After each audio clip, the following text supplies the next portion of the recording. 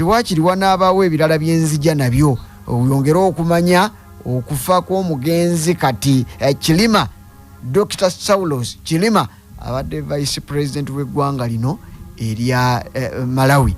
Omulunya mpuliriza omusajja ono ne bannaabalala 8 akati okusookera ddala baasose ne baga nti ennyonyi yabaddemu abantu 10 naye ekituufu president Kyakwera Lazarus Kyakwera naye nno dokita akakasizza nti mwabaddemu abantu 8 mu nnyonyi eyo ekika kya Namunkanga ey'amagye ag'eggwanga erya Malawi. Ebyo wabitegedde wabula nkugirayo waakiri omanye gye tulaga.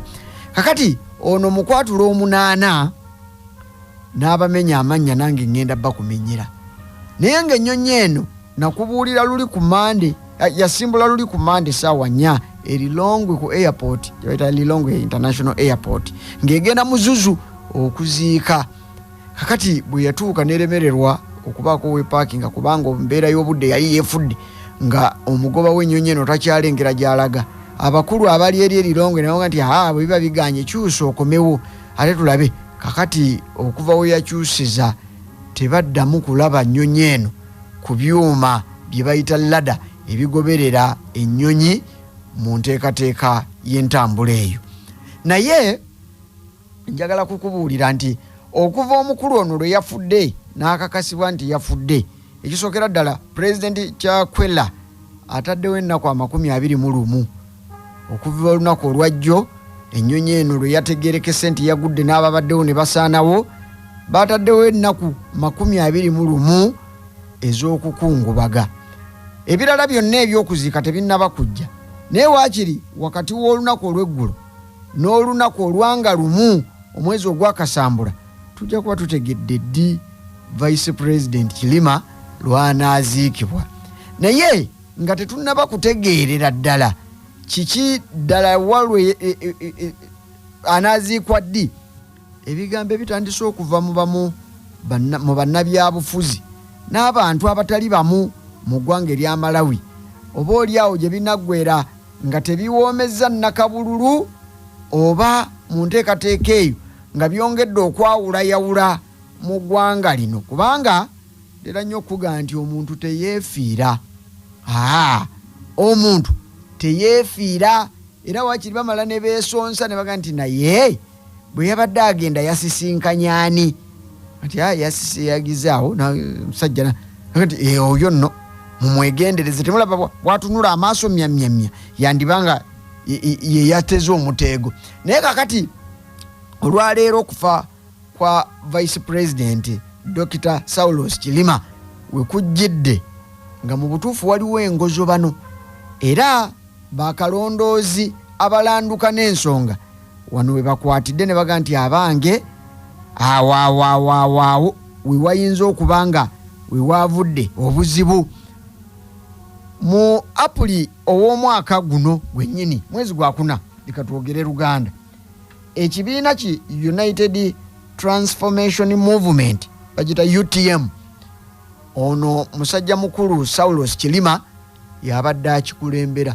Naye jjukira nti ono okuva mu mwaka ogw'2014 okutuusiza ddala mu 2019 yali mu kibiina ekimanyiddwa nga Democratic Progressive Party DPP ekya Peter Mutharika.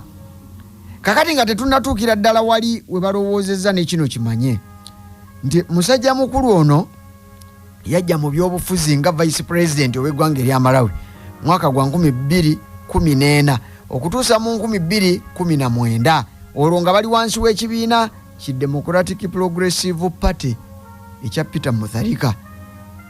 Akalulu bwe kaatuuka mu 2000 ono n'alaba nga obwa vice president bwali tebumumala era olunaanoba terubula abejjereza yatandika okulaba nga embeera ye bw'ogigatta wamu n'eya Peter muyite Petero Mutharika kati ali wali ku bbali yava mu bukulembeze naye ateekateeka okudda naga nti kankole ekibiina ekyange ekya United Transformation Movement n'akikola kisobole okumusimbawo nga candidate waakyo mu kalulu akaaliyo mu mwaka ogwo ogw'2020 otegedde waawo.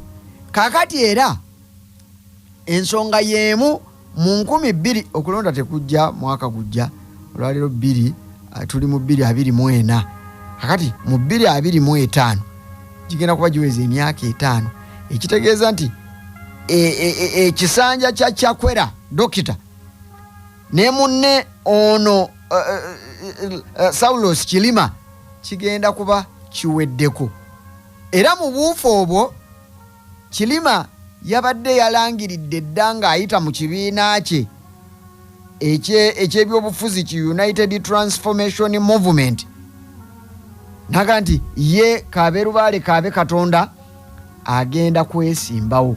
Naye era ajjukira nti bano babiri tebava mu kibiina kimu.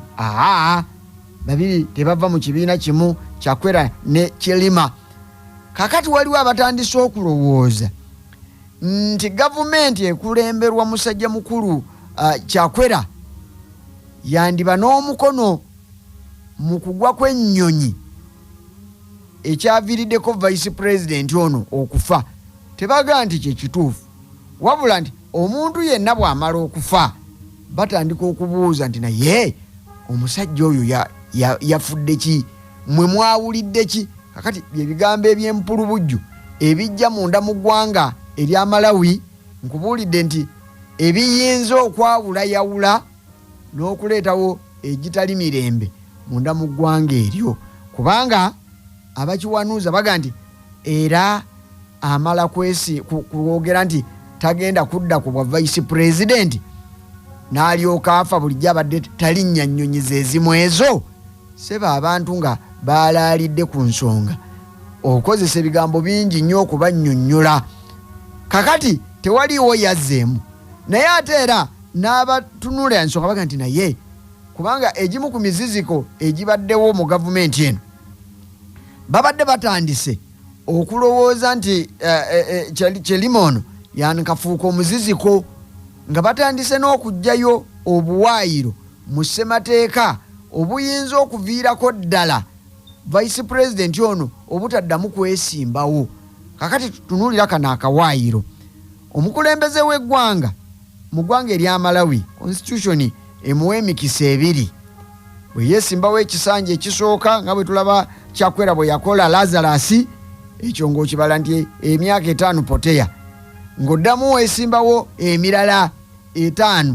bwe giggwako awo oba otulabyeko genda n'abalala beesimbewo eno ensisi ya jjajjaawo ey'e Malawi.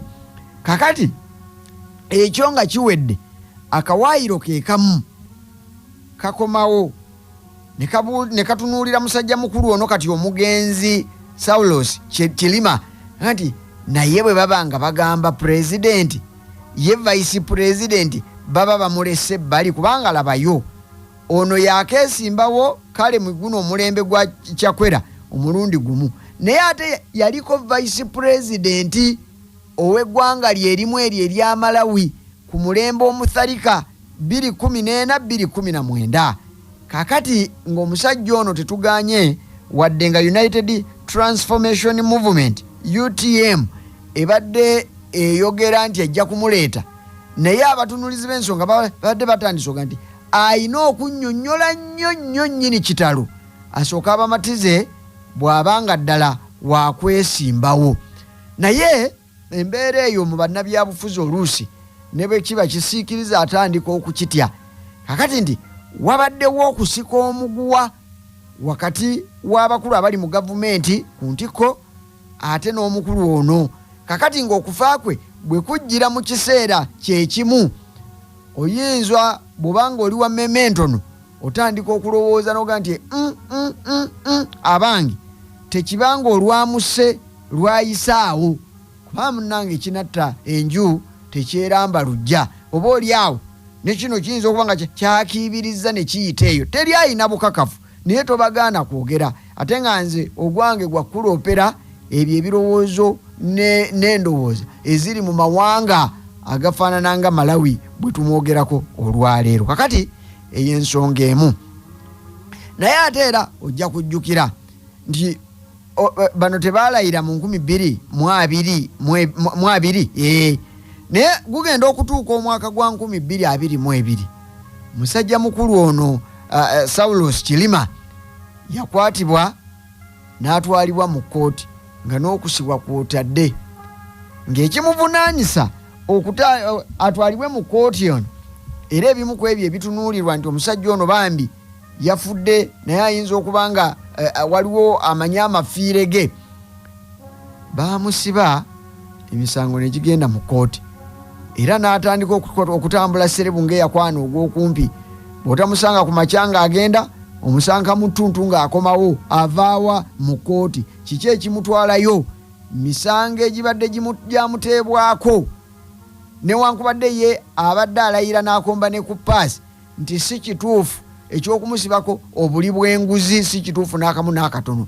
kakati bano bamuteekako emisango nti olwali olwo ne wabaawo abasajja abaayagala okufuna contracts okuva mu gavumenti omanyi mu gavumenti nyingi sebo si mawanga mangi okuleka ag'abazungu agafuna contract nga bw'ogendayo n'oga nti bannange nze Samula nina ebisaanyizo ntunda kino yabange ntunda kinja kubabuulira ntunda kino nebaga nti kale leeta empapula zo n'oyitawo si byangu nti kakati ne ku musajja ono omukulu Chilima naye nti bwe gwabadde yeetaba wamu n'abasajja makampuni 2 gali Bungereza eyo agaali gagala okukola emirimu mu ggwanga erya Malawi mbu ne bamuwa omudidi gw'ensimbi mpitirivu kitalo n'amala agwekomya kakati ng'ekibaweebwa bakyatunda ze contracts kakati bwe bamutwala mu kkooti